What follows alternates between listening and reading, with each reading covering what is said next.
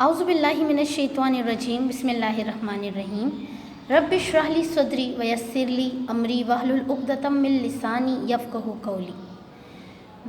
السلام علیکم، میں آپ کی وائس 5 کی معلمہ مائرہ عارف آج آپ کو اسلامیات جماعت چہارم کا سبق نمبر 2 روزے کے بارے میں بتاؤں گی۔ آج میں آپ کو اس کا تعارف، روزے کی اہمیت یہ بتاؤں گی اور مشکل الفاظ کے معنی بتاؤں گی۔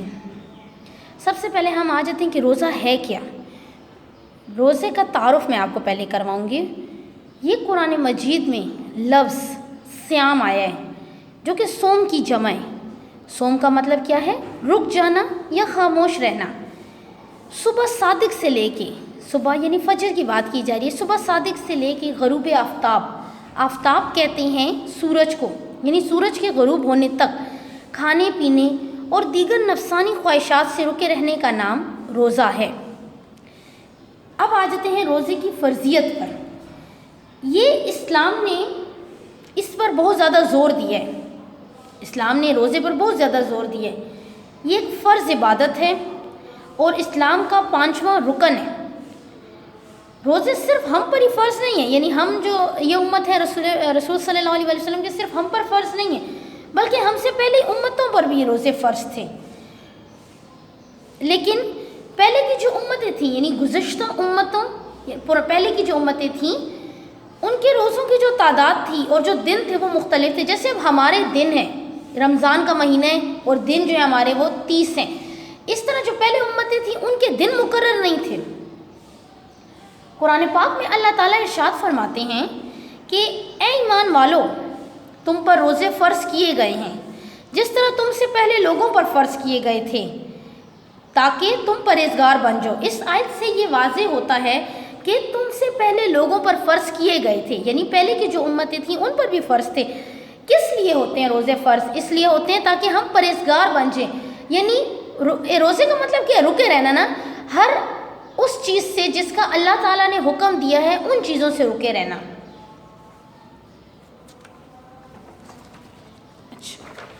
اب ہم آگے آ جاتے ہیں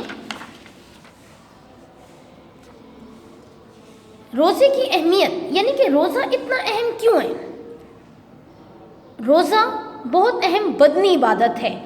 یہ بدنی عبادت میں شمار کیا جاتا ہے۔ کیوں؟ کیونکہ اس کا جتنا بھی زور ہوتا ہے وہ ہماری جسمانی اس سے ہوتا ہے۔ ہر مذہب میں روزے کا تصور موجود ہے، ہر مذہب میں روزے کا تصور موجود ہے۔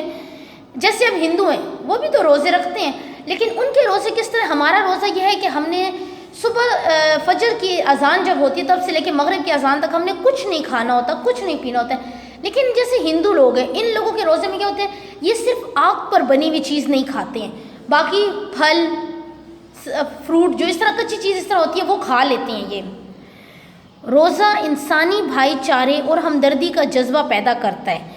کیا کہا جا رہا ہے؟ کہ انسانی بھائی چارہ اس میں پیدا ہوتا ہے۔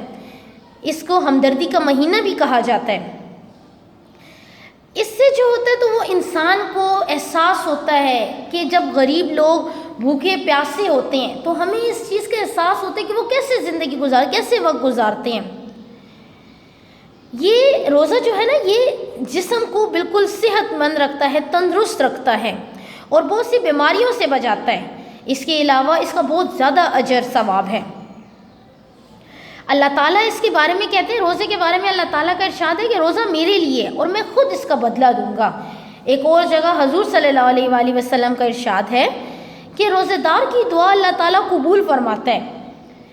حدیث میں ہے، یعنی حدیث کیا ہوتی ہے کہ جو حضرت محمد صلی اللہ علیہ وآلہ وسلم کا ارشاد ہوتا ہے وہی حدیث ہوتی ہے کہ جنت کے 8 دروازے ہیں جن میں سے ایک دروازے کا نام ریان ہے جس سے صرف روزہ دار ہی داخل ہوں گے۔ اب ہم آ جاتے ہیں کہ برکتیں، رمضان المبارک میں کتنی برکتیں ہوتی ہیں کہ نہیں ہوتی ہیں؟ رمضان کا مہینہ سب مہینوں سے افضل اور بابرکت والا ہے۔ اس میں بہت زیادہ ثواب بڑھ جاتا ہے۔ ایک فرض ادا کرنے کا ثواب 70 فرض ادا کرنے کے برابر، اور ایک نفل ادا کرنے کا ثواب ایک فرض ادا کرنے کے برابر ہو جاتا ہے۔ اس مہینے میں مومن کا رزق بڑھ جاتا ہے۔ اسی ماہ میں قرآن مجید نازل کیا گیا تھا۔ اسی ماہ میں کیا ہوا ہے؟ قرآن پاک بھی نازل ہوا ہے۔ رمضان المبارک میں ایک رات ایسی ہے جو 1000 مہینوں سے افضل ہے، جیسا کہ قرآن مجید کی سورہ قدر میں اللہ تعالیٰ کیا فرماتے ہیں؟ بے شک ہم نے اس قرآن کو شب قدر میں نازل کیا۔ تمہیں کیا معلوم کہ شب قدر کیا ہے؟ شب قدر 1000 مہینوں سے بہتر رات ہے۔ اس رات میں ملائکہ کسے کہتے ہیں؟ فرشتوں کو کہتے ہیں۔ اور روح الامین کس کے بارے میں بات ہو رہی ہے؟ حضرت جبرائیل علیہ السلام کے بارے میں بات ہو رہی ہے کہ فرشتے اور جبرائیل علیہ السلام اللہ تعالیٰ کے حکم سے اترتے ہیں۔ یہ رات سلامتی ہے، کب تک؟ جب تک صبح نہیں ہو جاتی، سورج نہیں نکل آتا، طلوع فجر تک یہ رات سلامتی ہی سلامتی ہے۔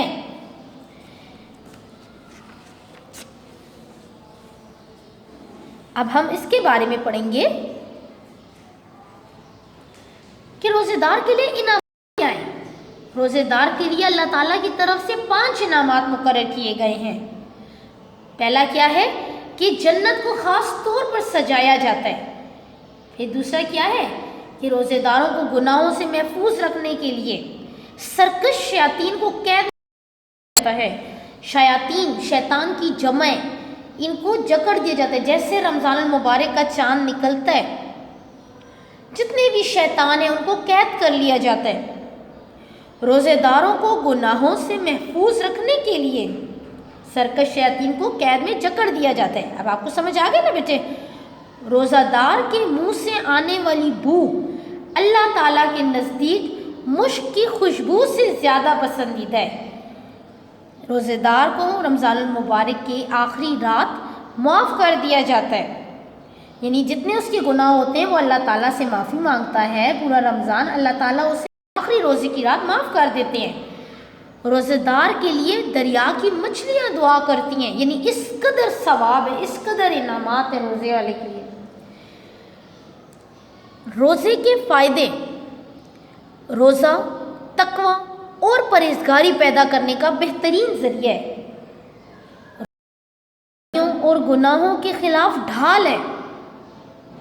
یعنی جب ہمارا روزہ ہوتا ہے اور ہم جھوٹ بولتے ہیں تو فوراً ہم رک جاتے ہیں۔ کیوں رک جاتے ہیں؟ کہ نہیں، ہمارا تو روزہ ہے، ہم نے تو روزے میں اپنی یہ والی باتیں ہیں ان سے ہم نے دور رہنا ہے، تو ڈھال بن جاتا ہے برائیوں کے۔ روزہ رکھنے سے انسان کے دل میں اللہ تعالیٰ کے شاہد ہونے کا ایمان پختہ ہوتا ہے۔ روزہ رکھنے سے انسان اپنی بھوک، پیاس، زبان اور نفسانی خواہشات کو قابو رکھنے کی مشق کرتا ہے۔ روزہ رکھنے سے انسانی صحت پر مثبت اثرات مرتب ہوتے ہیں، یعنی اچھے مرتب ہوتے ہیں۔ حدیث شریف میں ہے، اب حدیث شریف میں یعنی کہ رسول صلی اللہ علیہ وسلم نے کیا ارشاد فرمایا وہ بتایا جا رہا ہے کہ جس نے ایمان اور یقین کے ساتھ رمضان کے روزے رکھے اس کے تمام پچھلے گناہ معاف کر دیے جائیں گے۔ یعنی ہمیں یقین ہونا چاہیے اس بات کا کہ اللہ تعالیٰ ہمارے گناہ معاف کریں گے، تو پھر ہمارے گناہ معاف کر دیے جائیں گے۔ اچھا بیٹے، کیا آپ جانتے ہو کہ رمضان کے روزے جو ہیں یہ کب فرض ہوئے؟